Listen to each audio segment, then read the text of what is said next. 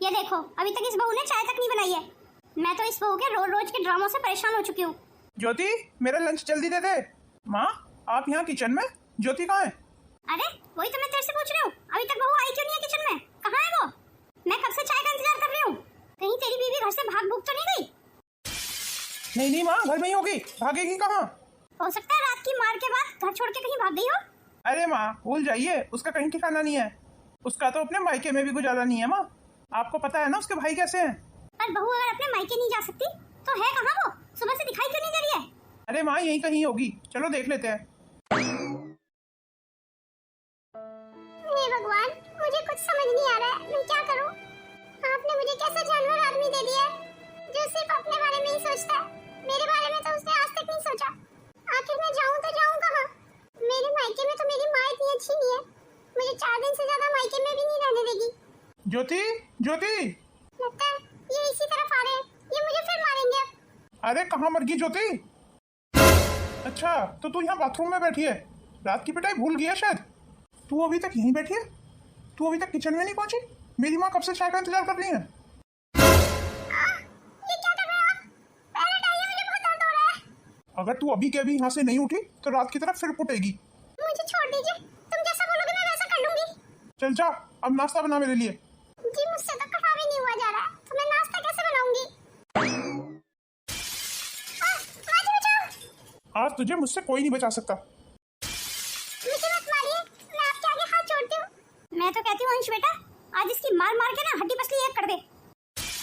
आप बिल्कुल ठीक कह रही हैं माँ, अब यही करना पड़ेगा इसके साथ। माँ जी, ये आप क्या कह रही हैं? नहीं नहीं, मुझे मत मारिए, भगवान के लिए मुझे मत मारिए। बस बहुत हुआ तुम्हारा, अब मैं तुम्हारा अत्याचार और नहीं सहूंगी। अरे इस तरीके से अपनी पत्नी को कौन मारता है? तुम तो आदमी कहलाने के लायक ही नहीं हो। तुम आदमी नहीं, जानवर हो, जानवर। तुमने हमेशा माँ जी की बात पे विश्वास किया, मेरी बात कभी सुनी तक नहीं तुमने। माँ जी ने कह दिया मैं बाज हूँ, तो बस लगे मुझे मारने। मेरी माँ जो तेरे बारे में बोल रही है वो सही बोल रही है। मेरी माँ क्या झूठ बोल रही है?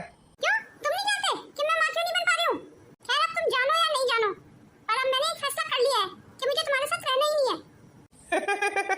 माँ, आपने सुना ये क्या कह रही है? ये कह रही है इसे मेरे साथ नहीं रहना। अच्छे तरीके से सुन रही हो? जरा मैं भी तो सुनूं, तो ये घर छोड़ के जाएगी कहाँ? जहाँ मर्जी जाऊंगी मैं, पर तेरे जैसे जानवर के साथ नहीं रहूंगी मैं। मैं अब तुझसे सारे रिश्ते तोड़ना चाहती हूँ। मैं अपनी जिंदगी में तेरी शक्ल दोबारा कभी नहीं देखना चाहती। मैंने बहुत सह लिया, बहुत बर्दाश्त कर लिया, बस अब और नहीं। हाँ, मैं तो डर गया तेरी इन गीदड़ धमकियों से। माँ, इसकी धमकियों से मैं तो डर गया। तो क्या मैं भी डर गई उसकी धमकियों से? तो पिछले 5 साल से तेरी धमकियां सुन रहा हूँ। पिछले 5 साल से यही तो करती आ रही है। तो जाती तो है तू अपने मायके, पर तेरा 5 दिन से ज्यादा गुजारा नहीं होता तेरे मायके में। इस बार ऐसा क्या हो गया है जो तू अपने मायके चली जाएगी और वहाँ सब तेरा स्वागत करेंगे? ये तो मैं भी नहीं जानती कि क्या बदला है, पर अब जो भी हो जाए मैं इस घर में वापस नहीं आऊंगी। आपने हमेशा मेरी जी भर के बेइज्जती की, फिर चाहे वो सबके सामने हो या फिर बंद कमरे के पीछे। तुम्हारे परिवार वालों ने हमेशा मुझे और मेरे मायके वालों को गालियां दी। मैं हमेशा बर्दाश्त करती रही, पर अब मुझसे बर्दाश्त नहीं हो रहा है।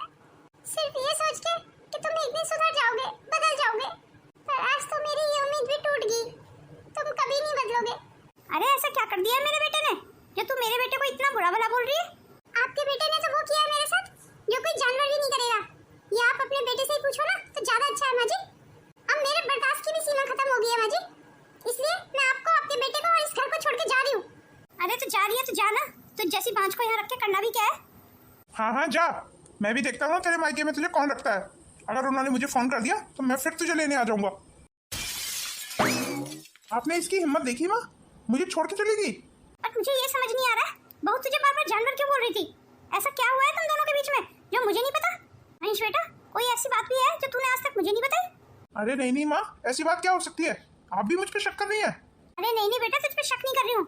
माँ होने के नाते मेरा हक था तुझे पूछना, इसलिए पूछ रही हूँ। और अगर मुझे बताने लायक कुछ भी नहीं है तो फिर कोई बात नहीं है, तूने जो भी किया बिल्कुल ठीक किया। वैसे भी हम ऐसी बांझ को रख के करेंगे क्या जो 5 साल में हमारे वंश को वारिस नहीं दे पाई? बार बार 2 महीने चढ़ते तो है बहू को, पर फिर बच्चा गिर जाता है। मुझे तो लगता है ये डायन है, डायन जो अपने बच्चों को बार बार खा जाती है। कहीं ये ज्योति मेरा सच किसी को बता ना दे। अगर ये पुलिस में चलेगी तो क्या होगा? नहीं, ज्योति पुलिस में नहीं जा सकती, और अगर चलेगी तो मैं क्या करूंगा? खैर मैं इतना क्यों सोच रहा हूँ, ऐसा नहीं होगा। ज्योति की इतनी हिम्मत ही नहीं है कि वो पुलिस में चली जाए, और उसने अगर अपने मायके में कुछ बता दिया तो, पर वो अपने मायके में भी कुछ नहीं बता सकती।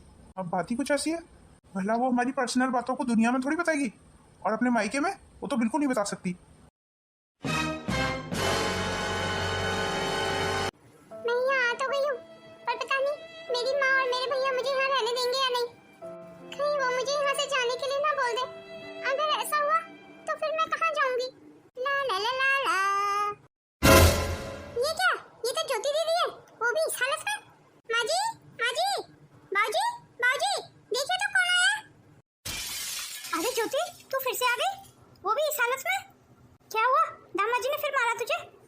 जरूर इस बार भी तेरी गलती रही होगी, तूने कुछ किया होगा, इसीलिए दामाद जी को तुझ पे हाथ उठाना पड़ा, और तू हमेशा की तरह बैग उठा के फिर से अपने मायके आ गई। अरे निर्मला, ये क्या कर रही है? बेटी को पहले अंदर तो आने दे, उससे पूछ तो सही कि बात क्या है आखिर। आप चुप रहिए जी, आपको कुछ नहीं पता। आपकी बेटी के नाटक ही 5 साल से खत्म नहीं हो रहे हैं। ये सब आपके प्यार का ही नतीजा है, जो ये बार बार अपने ससुराल से बैग उठा के यहाँ आ जाती है। शादी के बाद बेटियाँ अपने घर की हो जाती हैं, फिर वो जाने और उनकी किस्मत। और आपकी बेटी तो शादी के बाद भी हमारा पीछा नहीं छोड़ रही है, बार बार बैग उठाती है और यहाँ चली आती है। अब हमने इसका जिंदगी भर का ठेका नहीं ले रखा है, जो ये यहाँ चली आती है। अरे कैसी माँ है तू, जो बेटी का सुख दुख तो पूछ नहीं रही है और लगी उसे खरी खोटी सुनाने। तूने उससे एक बार भी प्यार से पूछा है कि उसे उसके ससुराल में क्या दुख है, जो वो बार बार बैग उठा के यहाँ चली आती है? बेटा तू बिल्कुल चिंता मत कर, अभी तेरा बाप जिंदा है। हाँ हाँ, और दे लो इसे शह, तुम्हारी तो बिगाड़ी हुई है ये। पहली बार ही जब अपनी ससुराल से पिट के ये यहाँ आई थी ना, तभी इसके 2 थप्पड़ मारते ना, तो दोबारा इसकी बार बार ये नौटंकी हमें देखनी नहीं पड़ती। निर्मला जी प्लीज चुप हो जाओ, तुम्हें अपनी बेटी की हालत दिखाई नहीं दे रही है? शादी से पहले जो आपने इसकी हमेशा फरमाइशें पूरी की थी ना, उसी की वजह से आज ये अपने ससुराल में निभ नहीं पा रही है। आपने इसे बहुत सर चढ़ा के रखा है। शादी के 5 साल के बाद भी ये बार बार जब ससुराल से मायके आ रही है तो कोई तो कारण होगा ना।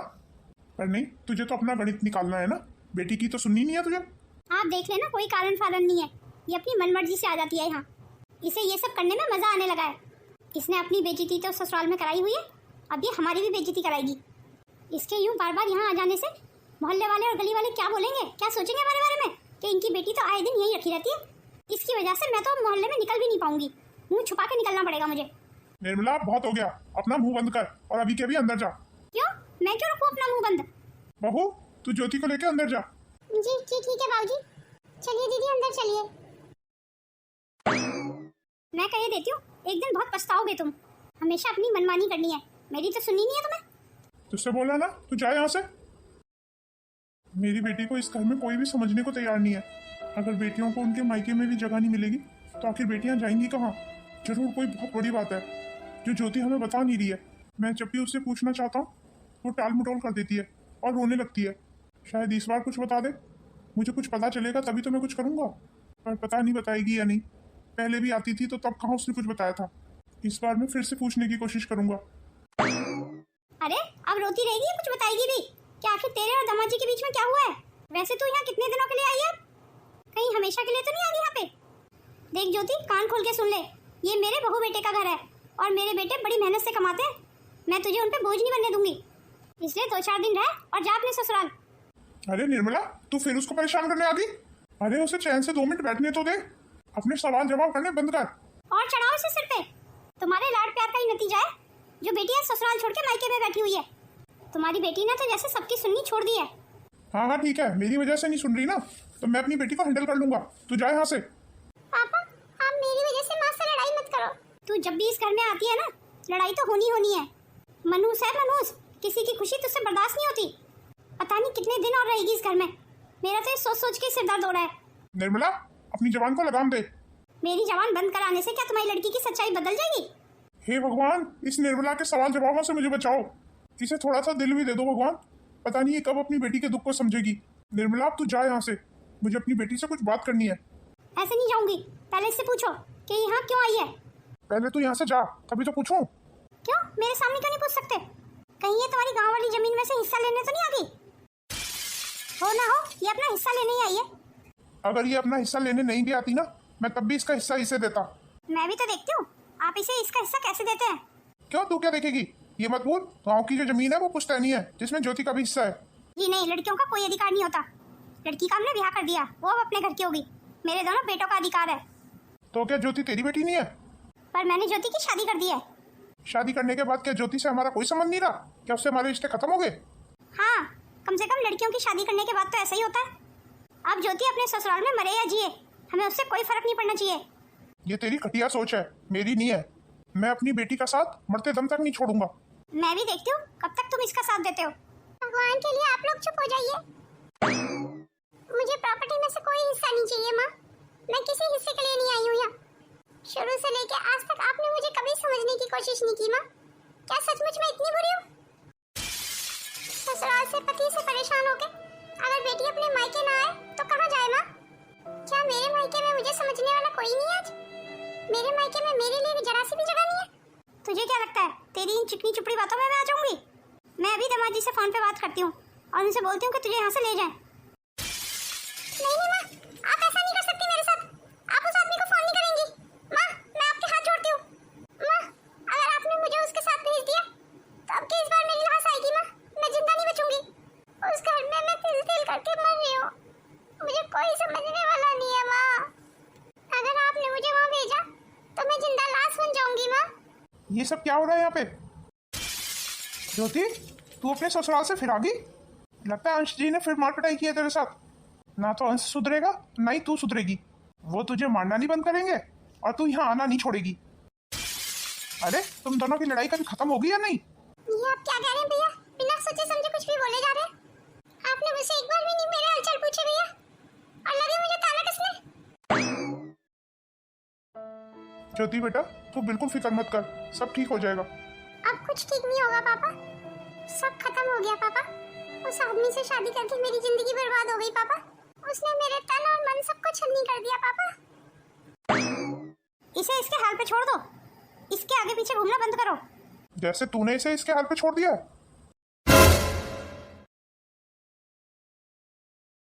माँ, हमें आपसे कुछ जरूरी बात करनी है। क्या बात है? सूरज के पश्चिम से निकला है दोनों भाई एक साथ मेरे कमरे में? जी माँ, बात ही कुछ ऐसी थी, इसलिए हमें यहाँ आना पड़ा। माँ, आप ये बताइए, ये ज्योति यहाँ कितने दिन रहेगी? क्योंकि ज्योति के ससुराल से भी कोई फोन नहीं आया। ज्योति को आज यहाँ आए हुए 15 दिन हो गए पूरे। ये सब तो मुझे भी नहीं पता कि ज्योति कितने दिन रहने आई है यहाँ। पर वो यहाँ से जितनी जल्दी चली जाए उतना ही अच्छा रहेगा हमारे लिए। मैं ये कतई नहीं चाहती हूँ कि ज्योति को भी उसका हिस्सा मिले। चाहते तो हम भी नहीं है माँ, पर हमारे हाथ में कुछ है नहीं ना। अब हम चाहते हुए भी कुछ कर नहीं सकते, क्योंकि जमीन तो सारी पापा के नाम पे ही है। अरे तुम दोनों भाई बिल्कुल चिंता मत करो। जब तक तुम्हारी माँ जिंदा है ना, तब तक तुम्हारा हक मैं किसी को नहीं लेने दूंगी। और मैं अपनी बेटी का हिस्सा उसे देके रहूंगा। मैं भी देखता हूँ मुझे कौन रोकता है। पापा, अब आप ऐसा तो मत बोलिए। क्यों? इसमें मैंने गलत क्या बोला? और मैं अपने साथ सबूत भी लाया हूँ। मैंने जायदाद के 4 हिस्से कराए हैं, एक एक तुम दोनों भाइयों का, एक अपना और एक अपनी बेटी का। ये आप क्या बकवास करे जा रहे हैं? क्यों? इसमें बकवास की क्या बात है? देख रही हो ना माँ, सारी जिंदगी आप दोनों की सेवा करने का हमें क्या फल मिला है? हमारी अपनी जमीन का 4था हिस्सा। तुम दोनों बिल्कुल चिंता मत करो। जो मेरे हिस्से की जमीन होगी ना, मैं तुम दोनों में बांट दूंगी। मेरे हिस्से की जमीन तो जाएगी तुम दोनों को ही। वो अभी ले लो या मेरे मरने के बाद, क्योंकि मुझे तो तुम दोनों के साथ ही रहना है हमेशा। क्यों बेटा, तुम दोनों में से कोई तो रखेगा ही मुझे अपने साथ। अरे हाँ हाँ माँ, ये कोई कहने की बात है? आप हमारे साथ ही रहेंगी। इस घर में एक आप ही तो है माँ जो हमारी फिक्र करती हैं। बाकी तो किसी को हमसे कोई लेना देना ही नहीं है माँ। बिल्कुल सही कहा तूने। सबसे ज्यादा तो अन्याय तुम दोनों के साथ हो रहा है इस घर में। बस माँ तुम्हारी पिघल क्या जाती है थोड़ा। दोनों के दोनों मस्का लगाने लगते हो अपनी माँ को। तो मैं तो अपनी बेटी के अलावा और कोई दिखाई नहीं दे रहा है। अपनी बेटी की खुशी दिखाई दे रही है तुम्हें, अपने बेटों का दुख नहीं दिखाई दे रहा तुम्हें। अरे हमारा नाम कल को हमारे बेटों से ही चलेगा, ना कि बेटियों से। तुझे अपना वंश बढ़ाना है ना तो बढ़ा ले, मुझे सीख मत दे। तुझे अगर तेरा हिस्सा अपने बेटों को देना है तो शौक से दे, मुझे कोई आपत्ति नहीं है। मेरा जो फर्ज था वो मैंने पूरा कर दिया। अब कल को मैं मर भी जाऊँ ना, तब भी मुझे भगवान से कोई शिकायत नहीं होगी। इतने दिनों के बाद भी मेरे अंदरूनी जख्म अभी तक भरे नहीं है। मुझसे तो अभी भी ठीक से नहीं चला जा रहा है। और मेरी माँ अब भी चाहती है कि मैं उस जानवर के पास वापस चली जाऊँ। ये ज्योति दीदी को आखिर हुआ क्या है? ये ठीक से चल क्यों नहीं पा रही है? शादी से पहले जो इतना खिलखिलाती रहती थी, क्या ये वही ज्योति दीदी है? और शादी के बाद ऐसा क्या हो गया कि इनकी खुशी कहीं गायब हो गई? पहले तो मुझे लगता था कि शादी यहाँ आने के बहाने करती हैं, पर पता नहीं क्यों अब मुझे लग रहा है कि कोई बात तो जरूर है। क्यों ना मैं एक बार ज्योति दीदी से बात करने की कोशिश करूं? पर क्या वो मुझे अपनी सारी बातें बताएंगी? पर इतना तो मुझे पता है कि कोई बात जरूर है जिसके कारण ज्योति दीदी अंदर ही अंदर घुट रही है।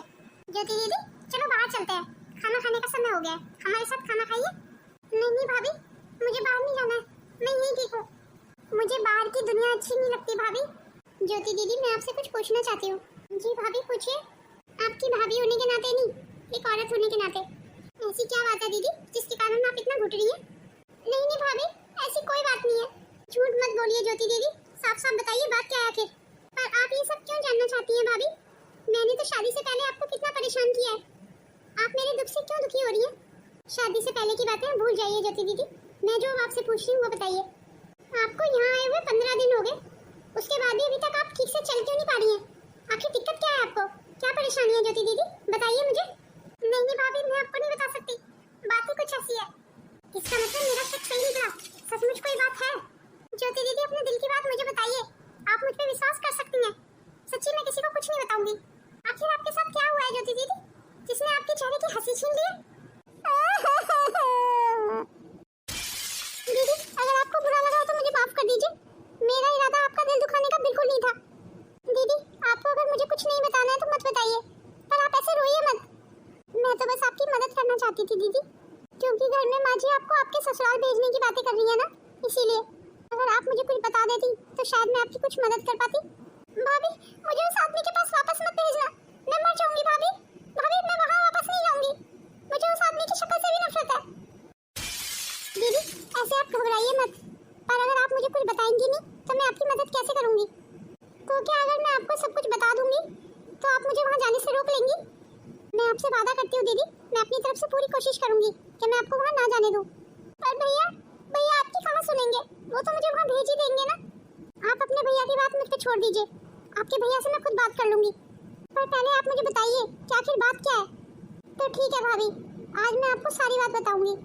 और भाभी मेरा यकीन मानिए, मैं यहाँ किसी भी जमीन जायदाद के लालच में नहीं आई हूँ। मुझे मेरा हिस्सा फिस्सा कुछ नहीं चाहिए भाभी, मैं तो अपने दुख से इतनी परेशान हूँ, मैं क्या किसी का हिस्सा लूंगी? जो आपका है वो आपको मिलना ही चाहिए दीदी, इसलिए हिस्से फिस्से की तो कोई बात ही नहीं है। मुझे तो बस ये जानना है दीदी कि आपके साथ ससुराल में ऐसा क्या हुआ जिसने आपके चेहरे की हंसी छीन ली? तभी तो मैं आपकी आगे कुछ मदद कर पाऊंगी। तो ठीक है भाभी सुनिए, मैं आज आपको सारी बात बताती हूँ। वो मेरा पति, वो पति नहीं है, वो मेरा आदमी नहीं है, वो जानवर है भाभी, जानवर है भाभी, वो जानवर। उसे मुझसे प्यार नहीं है भाभी, उसे बस मेरे शरीर से प्यार है भाभी। वो दिन रात मुझे जानवरों की तरह नोचता है भाभी, मुझे बहुत तकलीफ होती है। ये आप क्या कह रही हैं दीदी? यही सच है भाभी, इसी वजह से मेरे बच्चे भी नहीं हुए, सब मुझे बाज बाज के चिढ़ाते हैं। वो कैसे दीदी, मैं कुछ समझी नहीं। आपको पता है भाभी, इन 5 सालों में मेरे 6-7 बच्चे गिर चुके हैं, और वो भी सब उस जानवर और राक्षस के कारण, क्योंकि वो मेरे साथ उस समय भी जबरदस्ती करता था भाभी, जब मैं माँ बनने वाली होती थी। आप अकेले इतना कुछ सह रही थी दीदी, और हमें पता तक नहीं चला? मेहनत है मुझ जैसी भाभी पे और ऐसे मायके पे कि हमारे घर की बेटी इतनी परेशान रही और हमने ध्यान तक नहीं दिया। मैं आपके लिए कुछ नहीं कर सकती दीदी, मैं बहुत शर्मिंदा हूँ इसके लिए। नहीं नहीं भाभी, आपको शर्मिंदा होने की जरूरत नहीं है, बस अगर आप मेरे लिए कुछ करना चाहती है ना तो मुझे यहाँ से जाने के लिए मत बोलना। मैं उस राक्षस के साथ नहीं रह सकती, वो आदमी नहीं है, जानवर है भाभी। भाभी मैं इस घर के किसी भी कोने में पड़ी रहूंगी, मैं किसी को बिल्कुल परेशान नहीं करूंगी, और घर का सारा काम भी कर लूंगी, जैसा आप बोलोगी ना भाभी, मैं बिल्कुल वैसे ही कर लूंगी। पर मुझे यहाँ से जाने के लिए मत कहना भाभी। अरे अरे दीदी हिम्मत रखिए, आपको यहाँ से कोई जाने के लिए नहीं कह रहा है। और हाँ, ये बात पे रोना बंद कीजिए दीदी, आपको अपने अंदर हिम्मत लानी होगी। अगर आपको यहाँ से कोई जाने के लिए बोलेगा भी ना तो मैं आपको यहाँ से जाने नहीं दूंगी दीदी। आज के बाद मैं आपकी ढाल बनूंगी दीदी, मैं आपकी मदद करूंगी। आप सच कह रही हैं ना भाभी, आप मेरी करेंगी ना मदद? जी दीदी, आप मुझ पे बिल्कुल विश्वास कर सकती हैं। चलिए अब उठ जाइए और रोना बंद कीजिए, और अब आपको डरने की बिल्कुल जरूरत नहीं है। मैं आपसे वादा करती हूँ दीदी, मैं आपको उस घर में वापस कभी नहीं जाने दूंगी, मैं आपका साथ दूंगी, भाभी बन के भी और माँ बन के भी। धन्यवाद भाभी, ऐसा लग रहा है आज फिर से नई जिंदगी मिल गई हो मुझे। आपके इस विश्वास पे मुझे भी विश्वास हो चला है भाभी। अब मैं भी देखती हूँ कि आपको यहाँ से जाने के लिए कौन बोलता है। उस राक्षस को अपने किए का दंड तो भुगतना ही पड़ेगा। बहू तू यहाँ है, मैं तेरे को सारे घर में ढूंढ रही हूँ, जल्दी तैयार होकर ज्योति को बाहर ले आ, उसकी सास और पति दोनों आए हुए हैं बाहर। बहू ध्यान रहे, दामाद जी की खातिरदारी में किसी चीज की कमी नहीं रहनी चाहिए। जी माँ जी, आप बिल्कुल फिक्र मत कीजिए, दामाद जी की खातिरदारी तो मैं ऐसी करूंगी कि वो जिंदगी भर याद रखेंगे। अरे बेटा जरा देख, ये बहू अभी तक चाय बना के नहीं लाई। जी माँ, अभी देखता हूँ। चल जल्दी जा बेटा, और ज्योति को भी बाहर बुला के ला। जी ठीक है माँ, अभी बुला के लाता हूँ। समधन जी, लगता है आपकी बेटी को हमारे यहाँ आने की खुशी नहीं हुई। अरे नहीं नहीं समधन जी, ऐसा कुछ भी नहीं है, बल्कि हमारी ज्योति तो आप लोगों के यहाँ आने का इंतजार कर रही थी। ऐसा कैसा इंतजार कर रही थी? उसने तो एक फोन भी नहीं किया हम लोगों को। अरे समधन जी, उसके कहने पे ही तो मैंने आपको कल फोन किया था, तभी तो आप यहाँ पे आए हैं। चलो चलो ठीक है समधन जी, पर अपनी बेटी को अच्छे से समझा देना कि ससुराल में कैसे रहा जाता है, ससुराल के तौर तरीके सिखा देना अच्छे से। जी आप बिल्कुल चिंता मत कीजिए समधन जी, इस बार मैं मेरी ज्योति को अच्छे से समझा बुझा के भेजूंगी। आपको शिकायत का एक भी मौका नहीं देगी मेरी ज्योति। ज्योति के लिए ये सही भी होगा। अरे बहू कहाँ रह गई? जल्दी से चाय और नाश्ता ले आ। समधन जी और दामाद जी कब से इंतजार कर रहे हैं, और कितना इंतजार कराएगी बहू? क्या बात है समधन जी, पिछले आधे घंटे से आप अपनी बहू को चाय नाश्ते के लिए बोल रही हैं, पर आपकी बहू तो सुन ही नहीं रही है। अरे नहीं नहीं समधन जी, वो क्या है ना, आपकी खातिरदारी का अच्छे से इंतजाम कर रही होगी मेरी बहू। मैंने ही उसको कहा था ना कि आप दोनों की खातिरदारी में किसी चीज की बिल्कुल कमी नहीं होनी चाहिए। लगता है कुछ ज्यादा ही खातिरदारी होने वाली है आज हमारे यहाँ। समधन जी मैं क्या कह रही थी, अगर ज्योति से कोई गलती हो जाए करे ना तो उसे माफ कर दिया कीजिए। वो क्या है ना समधन जी, बार बार लड़की मायके आती है तो अच्छा नहीं लगता है। अब हम भी समाज में इज्जत लेके बैठे हैं, गली मोहल्ले में लोग देखते हैं, 10 बातें करते हैं, फिर आपको पता भी नहीं है कितनी बदनामी होती है हमारी। ये बात आप मुझे क्यों बोल रही हैं? ये बात अपनी बेटी को समझाइए आप। उसी को बार बार मायके आने का शौक है, पर ध्यान रहे समधन जी, अगर इस बार वो मायके भाग के आई ना तो दोबारा उसे घर में घुसने नहीं दूंगी। अरे समधन जी, गलती तो बच्चों से ही होती है। मेरी ज्योति अभी बच्ची तो है, आप उसे बच्ची समझ के माफ कर दिया कीजिए। पर एक बात और आ रही है मन में, वो कहना चाहता हूँ आपसे। जब से हमारी बेटी शादी करके आपके घर गई है, पता नहीं क्यों खुश नहीं रहती है। तो आप कहना क्या चाहते हैं समधी जी? हम आपकी बेटी को दुखी रखते हैं? देखो समधी जी, बात ऐसी है, अगर आपके मन में जरा सी भी शंका है ना तो हम इसी वक्त यहाँ से उठ के चले जाते हैं। आप अपनी बेटी को अपने पास ही बिठा के रखिए। अरे समधन जी, आप तो गुस्सा हो गई। आप ये कैसी बातें कर रही हैं? और भला बेटियों के कभी मायके में गुजारे हुए हैं? तो समधन जी, ये बात आप अपने पति को समझाइए। अरे माँ जी, अब जल्दी से ज्योति को बुला भी दीजिए ना। कहाँ रह गई है ज्योति? मैं काफी लेट हो रहा हूँ, मुझे कहीं काम से जाना है फिर। बस दामाद जी अभी बुलाती हूँ। अरे बहू कहाँ रह गई? अरे चाय नाश्ता नहीं बना क्या तेरा अभी तक? ये सब क्या है? और ये तुम्हारे हाथों में क्या है? चाय नाश्ता कहाँ है? माफ करना माँ जी, आज चाय नाश्ते से नहीं, इन्हीं सब हथियारों से दामाद जी की और समधन जी की खातिरदारी होगी। आपने ही तो कहा था माँ जी, इन दोनों की खातिरदारी में किसी भी चीज की कसर नहीं छोड़ना। तो देख लो, आज सारी कसर मिटा लूंगी मैं अपनी। आप देखना माँ जी, ऐसी खातिरदारी करूंगी आज इनकी कि इनकी 100 पुश्तें याद रखेंगी। ये सब क्या हो रहा है? ये आपकी बहू कैसी बातें कर रही है? ये सब क्या है समधन जी? आपने हमें यहाँ बेइज्जती करने के लिए बुलाया था? नहीं नहीं समधन जी, ऐसी कोई बात नहीं है। बहू ये सब क्या है? चा इनको अभी के अभी अंदर रख क्या और चाय नाश्ता लेके आ। वैसे तू इस बैग से क्या करने वाली है बहू? अरे माँ जी, इसी से तो आज इनकी खातिरदारी करनी है। माँ चलो यहाँ से भाग चलते हैं। अबे साले, भागेगा तो तब ना जब मैं तुझे यहाँ से जाने दूंगा। बहुत खातिरदारी करवाने का शौक है ना तुझे, आज तेरी खातिरदारी मैं करता हूँ, वो भी अच्छे से। पर तू तो भागने की बातें कर रहा है, तो क्या मेरी बहन ज्योति को बिना लिए ही चला जाएगा यहाँ से? समधन जी, आपका बेटा पागल हो गया है। ये सब क्या कह रहा है वो हमसे? समधन जी, मुझे तो खुद समझ नहीं आ रहा है कि ये सब क्या हो रहा है। मैं तो इनके रवैये से खुद परेशान हूँ। अरे वो कुछ बताएगी मुझे, हुआ क्या है? आज मैं इस घटिया इंसान को छोड़ूंगी नहीं। ये तो क्या बोले जा रही है बहू? खबरदार जो मुझे बहू कहा, मैं किसी की बहू बहू नहीं हूँ। मैं उस घर से सारे संबंध तोड़ चुकी हूँ। तो फिर क्या हमें यहाँ बेइज्जती करने के लिए बुलाया है? अरे नहीं नहीं, बेइज्जती करने के लिए नहीं, तुम लोगों की खातिरदारी करने के लिए। आपके लड़के ने आज तक मुझे बहुत इज्जत दी है, तो मैंने सोचा क्यों ना आज थोड़ी सी इज्जत मैं दे दूं उसे। ये तो क्या बोले जा रही है ज्योति? तेरा दिमाग खराब हो गया है। माँ जी, आज ज्योति दीदी को बोलने दीजिए। बहू तू भी ज्योति का साथ दे रही है? जी माँ जी, मैं ज्योति दीदी का साथ दे रही हूँ। पर बहू ऐसी क्या बात हुई है, कोई बताएगा मुझे? आखिर तुम सब क्यों समधन जी और दामाद जी के जान के दुश्मन बन बैठे हो? जी ठीक है माँ जी, आप सुनना चाहती है ना तो सुनिए। क्या इतना सब कुछ हो गया मेरी बेटी के साथ और मुझे पता तक नहीं चला? मुझे इन सब के बारे में बिल्कुल कुछ नहीं पता, आप मेरा यकीन मानिए। तू बता अंश, जो मैंने अभी सब कुछ सुना क्या वो सच है? बता नालायक, चुप क्यों है? जी माँ, ये सब सच है। मेरी बहू के साथ इतना कुछ हो गया और मुझे पता तक नहीं चला। मैं तो आप सबके सामने माफी मांगने के लायक भी नहीं हूँ। मैं आपसे फिर भी हाथ जोड़ के माफी मांगना चाहती हूँ। और आपके माफी मांगने से क्या होगा? क्या ज्योति दीदी के बीते हुए 5 साल वापस आ जाएंगे? मैं साले इस दरिंदे को आज नहीं छोड़ूंगा। नहीं भैया, मुझे मत मारिए, मैं अपने किए पे बहुत शर्मिंदा हूँ भैया, मुझे माफ कर दीजिए भैया। आपसे मुझसे जैसे भी ज्योति बोलेगी ना मैं वैसे ही करूंगा। आप मेरा यकीन कीजिए भैया, मैं ज्योति को कभी परेशान नहीं करूंगा।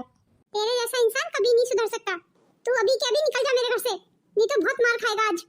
मुझे तुझ जैसे घटिया और नीच इंसान के साथ नहीं रहना है। अब तो तूने ज्योति का फैसला सुन लिया, अब जा सकता है तू यहाँ से। अच्छा है साला खून खराबे से बच गया। मेरी ज्योति के साथ इतना कुछ हो गया और मुझे पता तक नहीं चला। कैसी माँ हूँ मैं, धिक्कार है मुझ पे। अच्छा हुआ तुझे आज अपनी गलती का एहसास तो हुआ। हम सब अपने किए पे बहुत शर्मिंदा हैं ज्योति।